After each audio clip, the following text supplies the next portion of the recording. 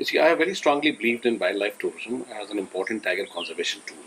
I did my master's in wildlife sciences, my MPhil, my doctorate, and after having studied all these subjects topically and gaining all the degrees, I realized that the only way one can save the tiger is to put some economic gain, economic benefit, because we are talking about saving the abstract resources, resources which carry abstract values. In a developing democratic country, unfortunately, neither the government nor the people pay attention to any of these things. But we know that tigers are so important, and tigers in their forests and the natural habitats are very important for us for the continued supply of oxygen, for potable drinking water, for carbon sequestering, and things like that.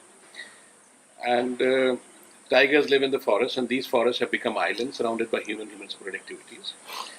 The government of India has been, we've been trying to save the tigers right from the day one, 1973, the Project Tiger was launched and all that. But somehow we were not able to do the justice with the tigers. We had been losing them and things like that. I emphasized on tourism. I worked on some of the important government projects as far as tiger conservation is concerned, different parts of the country. And I really strongly realized that tourism is possibly the only economic benefit which one can derive from tiger conservation.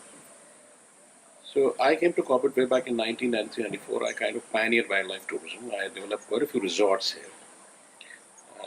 One on the eastern periphery and then one on the southern periphery, and quite a few resorts I gave my consultancies also. But slowly and gently, because people, when they had invested money, they were looking for return on investments and things like that.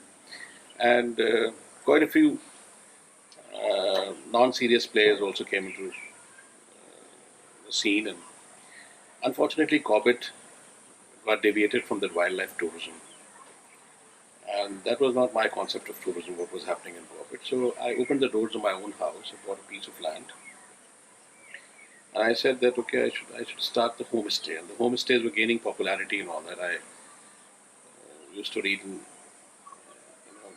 I kept getting news from different sources that now the bed and breakfasts are very important and things like that. In fact, during the Commonwealth Games in India, in New Delhi, the government of India had also encouraged people that if they have some extra rooms not being used by them, can be registered with the India Tourism, and they can run as B&Bs. Sure. So I checked up quite a few B&Bs in Delhi, and I found that these B&Bs are actually more of a guest houses. The families are not living there. So I had this idea that after having learned my hospitality from different resorts while working here, though I come from a forest background, I'm a naturalist. I opened the doors of my own house for the right kind of people, and who would come for different activities related to Corbett Tiger Reserve, the real wildlife tourism activities. Sure. That's how I came. I had bought this land in 2009, and 2011 I laid the foundation. 2005 March 2011 I laid the foundation of this house of mine, and then around 15th of March 2012 we had shifted here, and then there was a little 2012 years, and then the first floor was built. Then all of a sudden the Supreme Court, there was a case which had been going on in Supreme Court for quite some time, and finally the Supreme Court put a ban on all kinds of tourism in tiger reserves. I was a member of the Wildlife Advisory Board of Uttarakhand, so I had taken the case all the way to Uttarakhand, to Supreme Court on behalf of Uttarakhand government. And finally the case was won by, because Uttarakhand had been complying to all the necessity requirements or rules and regulations as laid down by the Supreme Court in its eco-development, eco-tourism activities guidelines. So that's how 2012, possibly December 2012, I've been operating since. You see, Rangers Lodge is all about experience, right? Rangers Lodge I don't have swimming pool and massage and bar and all that. It's my knowledge of the forest. I've been here for so many years. I had started, basically, I pioneered wildlife, I devised wildlife tourism. And again, in fact, I organize activities which are all related to Corbett Tiger Reserve. There's nothing which is related to anything else, just Corbett Tiger Reserve. So it all depends on the opening and closing of the park. There's one area where one can stay at the night in the forest rest houses. That area opens on the 15th of November, and it is open till 15th of June. And then there are other areas, there are two areas which are open all the year round for safaris. There is one area which opens around 15th of October. But there are a number of options for safaris, for bird watching, walking safaris and so on.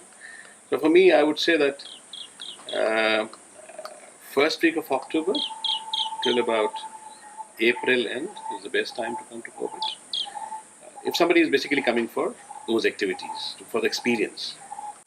Yes, number one activity is all the jungle-based safaris, whether it's elephant, jeep, night stays in the forest rest houses, nature walks, bird walks, walking safaris. There's a safari to Himalayas, and we go very early in the morning and to see the snow-capped mountain peaks. And when we go to that point, we drive through the forest. There is every possibility of seeing animals crossing the road early in the morning at 4 o'clock. When we reach there at about 5:30 or 6, the sun is about to rise, and the first rays of the sun fall on the snow-clad mountains. And then we capture all those, the whole change in the lights and all that on the snow-capped mountain peaks. And then we walk down, and we walk down through a trail which is very rich in birds. Some of the lifers, basically, for people are seen on that trail. And there is a wetland here which receives all kinds of migratory birds, and that is also, October is a good time to come. October till about February, March is a good time to. Well, it's basically that what is the purpose of coming to Corbett? First of all, you have to see. If you're coming just to unwind themselves, and people are coming to unwind because they're tired in Delhi and things like that, yeah, it's okay. The luxurious resorts here with swimming pools and all kinds of things.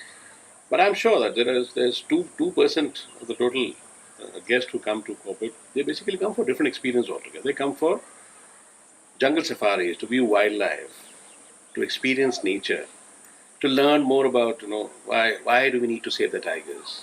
Why do we need to save the tigers in their natural habitats? Why the forests are important for us? So it's all about the experience, the wilderness experience. And I recommend people to come here for a longer time, not for like just come for a night and then go back. And then if somebody wants to come to the ranger slot, it has to be a pre-planned trip, at least 2-3 months in advance. Everything is organized, the night stays, the jungle safaris. So I need to get in touch with people who are going to be my prospective guests, at least 2-3 months in advance, and then we talk. We interact, and then I would know what is the interest like. Because the interest is all about landscape photography, bird watching, wildlife. Then I plan an itinerary. And then itinerary has to be planned and it has to be advance booked. Sure. And then I love accompanying my guests on the safaris and the bird walks.